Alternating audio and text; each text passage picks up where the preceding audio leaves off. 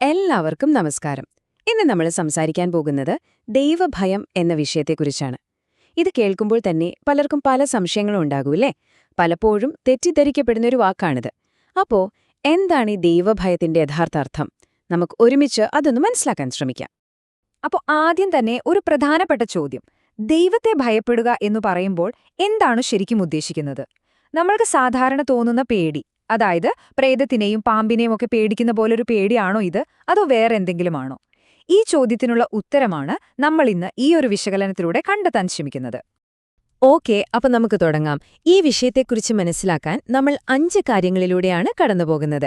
ഒന്നാമതായി, ഇതൊരു വ്യത്യസ്തമായ ഭയമാണെന്നതിനെക്കുറിച്ച് നമ്മൾ സംസാരിക്കും. പിന്നെ ഈ ഭയം എങ്ങനെയാണുണ്ടാകുന്നത് എന്ന് നോക്കും. അതുപോലെ ഇതുകൊണ്ട് ലഭിക്കുന്ന 7 അനുഗ്രഹങ്ങൾ എന്തൊക്കെയാണ്? അതുകഴിഞ്ഞ് ഇത് ബഹുമാനമാണോ അതോ ഭീകരതയാണോ എന്ന് ചർച്ച ചെയ്യും. അവസാനം ഇതൊരു പഠിച്ചെടുക്കേണ്ട ഭയമാണെന്നും മനസ്സിലാക്കും. അപ്പോൾ നമ്മുടെ ആദ്യത്തെ ഭാഗത്തേക്ക് വരാം. ഒരു വ്യത്യസ്തമായ ഭയം. അതായത് നമ്മൾ സാധാരണ സംസാരിക്കുന്ന ലൗകിക ഭയവും ബൈബിളിൽ പറയുന്ന ദൈവഭയവും തമ്മിൽ എന്ത് വ്യത്യാസമാണുള്ളത്? രണ്ടും രണ്ടാണ് എന്ന് നമുക്ക് ആദ്യം തന്നെ മനസ്സിലാക്കണം. നോക്കൂ, നമ്മൾ മനുഷ്യർക്ക് പലതിനെയും പേടിയാണ്. ചിലർക്ക് പ്രേതങ്ങളെ പേടിയാവാം, മറ്റു ചിലർക്ക് ഭീഷണികളെ, അല്ലെങ്കിൽ അസുഖം വരുമോ എന്ന പേടി, മരണഭയം, അങ്ങനെ ഒരുപാട്. എന്നാൽ ബൈബിൾ പറയുന്ന ഭയം ഇതൊന്നുമല്ല. അത് ഒരേ ഒരാളോട് മാത്രമുള്ളതാണ്, ദൈവത്തോട് മാത്രം. അതാണ് യഥാർത്ഥത്തിൽ നമ്മൾ വളർത്തിയെടുക്കേണ്ട ഭയം എന്നാണ് ഈ പ്രഭാഷണം പറയുന്നത്. ശരി, അപ്പോൾ അടുത്ത ചോദ്യം ഏതാണ്? ഈ പറയുന്ന ദൈവഭയം ഒരാളുടെ ഉള്ളിൽ എങ്ങനെയാണ് ഉണ്ടാകുന്നത്? വെറുതെ അങ്ങുണ്ടാകുന്ന ഒന്നാണോ ഇത്? അല്ല. പ്രഭാഷണത്തിലെ ഇതിന് കാരണമാകുന്ന 5 കാര്യങ്ങളെക്കുറിച്ച് വ്യക്തമായി പറയുന്നുണ്ട്. നമുക്ക് നോക്കാം. ഇതിലെ ഒന്നാമത്തെ കാര്യം, ദൈവത്തിന്റെ ശക്തിക്ക് നമ്മൾ സാക്ഷിയാകുമ്പോഴാണ്. ഉദാഹരണത്തിന്, ഈജിപ്തുകാരെ ദൈവം പരാജയപ്പെടുത്തുന്നത് ഇസ്രായേൽ ജനത നേരിട്ട് കണ്ടില്ലേ? അതുപോലെയുള്ള അനുഭവങ്ങൾ. ഇനി രണ്ടാമത്തത്, ദൈവത്തിന്റെ നീതി കാണുമ്പോഴാണ്. അനനിയാസിന്റെയും സഫീറയുടെയും കഥയൊക്കെ നമുക്കറിയാമല്ലോ, അതുപോലുള്ള സംഭവങ്ങൾ.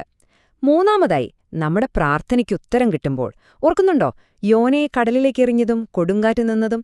അങ്ങനെയുള്ള അനുഭവങ്ങൾ. നാലാമത്തെ കാര്യം, നമുക്ക് ക്ഷമ ലഭിക്കുമ്പോഴാണ്.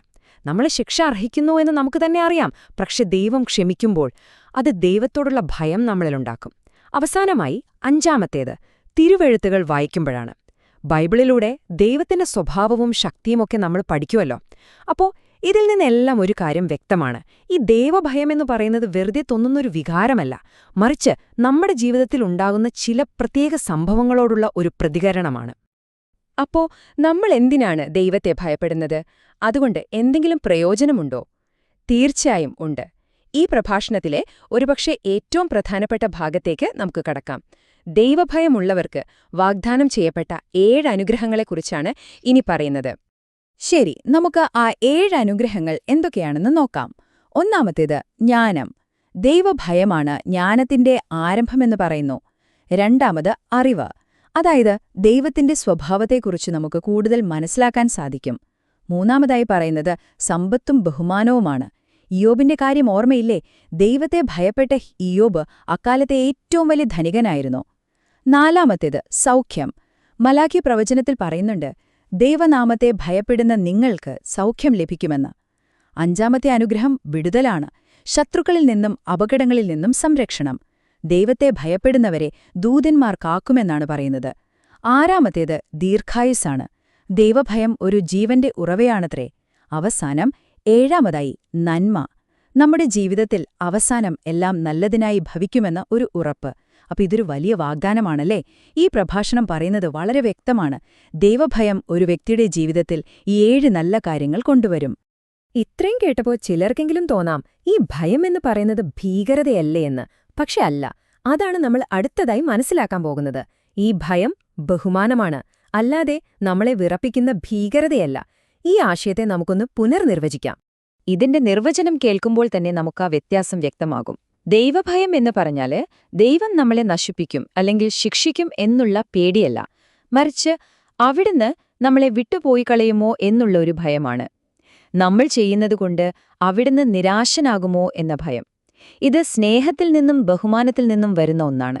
ശിക്ഷയെക്കുറിച്ചുള്ള ഭയമല്ല, മറിച്ച് ആ ബന്ധം നഷ്ടപ്പെടുമോ എന്നുള്ള ഭയം. എത്ര മനോഹരമായൊരാശയമാണല്ലേ ഇത്! ഈ ആശയം ഒന്നുകൂടി ഉറപ്പിക്കാൻ മലാഖി പ്രവാചകന്റെ പുസ്തകത്തിലെ ഒരു വാക്യം ഇവിടെ ഉദ്ധരിക്കുന്നുണ്ട്. ദൈവം ചോദിക്കുകയാണ്, ഞാനൊരു അപ്പനാണെങ്കിൽ എനിക്ക് കിട്ടേണ്ട ബഹുമാനം എവിടെ? ഞാനൊരു യജമാനനാണെങ്കിൽ എന്നോടുള്ള ആദരവ് എവിടെ എന്ന്. കണ്ടില്ലേ, ഇവിടെ ഭയത്തെക്കുറിച്ചല്ല, ബഹുമാനത്തെയും ആദരവിനെയും കുറിച്ചാണ് സംസാരിക്കുന്നത്. ഒരു മകൻ അപ്പനെ ബഹുമാനിക്കുന്നത് പോലെ, ഒരു ഭൃത്യൻ യജമാനനെ ആദരിക്കുന്നത് പോലെ ഒരു ബന്ധമാണ് ഇവിടെ ഉദ്ദേശിക്കുന്നത്. അപ്പോ നമ്മൾ അവസാനത്തെയും ഏറ്റവും പ്രധാനപ്പെട്ടതുമായ ഒരു കാര്യത്തിലേക്കാണ് വരുന്നത്. ഈ ദൈവഭയമെന്ന് പറയുന്നത് നമുക്ക് ജന്മനാ കിട്ടുന്ന ഒന്നല്ല. ഇതൊരു മനോഭാവമാണ്, നമ്മൾ പിന്തുടരേണ്ട, പഠിച്ചെടുക്കേണ്ട ഒരു കാര്യം. അതെ, ഈ പ്രഭാഷണം പറയുന്നത് അതുതന്നെയാണ്. ഈ ഭയം ഓട്ടോമാറ്റിക്കായിട്ട് വരുന്ന ഒന്നല്ല. ഇത് നമ്മൾ പഠിച്ചെടുക്കണം. ചിലപ്പോൾ അത് കിട്ടാൻ വേണ്ടി നമ്മൾ പ്രാർത്ഥിക്കുക പോലും ചെയ്യണം. ചുരുക്കി പറഞ്ഞാൽ, ഇതൊരു ബോധപൂർവമായ തീരുമാനമാണ്. നമ്മൾ വളർത്തിയെടുക്കേണ്ട ഒരു ആത്മീയ ശീലമാണ് ദൈവഭയം. ഈ ഒരു പ്രഭാഷണം അവസാനിക്കുന്നത് തന്നെ വളരെ മനോഹരമായ ഒരു പ്രാർത്ഥനയോടെയാണ്. സങ്കീർത്തനം 86-ൽ നിന്നുള്ള ഒരു പ്രാർത്ഥനയാണിത്. യഹോവേ, അങ്ങയുടെ വഴി എന്നെ പഠിപ്പിക്കണമേ, അങ്ങയുടെ നാമത്തെ ഭയപ്പെടുവാൻ എന്റെ ഹൃദയത്തെ ഏകാഗ്രമാക്കണമേ. ഇതൊരു പ്രാർത്ഥനയാണെന്നത് ശ്രദ്ധിക്കുക. അതെ, ഇത് നമ്മിലൊരു വലിയ ചിന്തയാണ് അവശേഷിപ്പിക്കുന്നത്. ദൈവഭയം എന്നത് നമുക്ക് വെറുതെ തോന്നുന്ന ഒരു വികാരമല്ല, മറിച്ച് നമ്മൾ ദൈവത്തോട് ചോദിച്ചു വാങ്ങേണ്ട, നേടിയെടുക്കേണ്ട ഒന്നാണ്.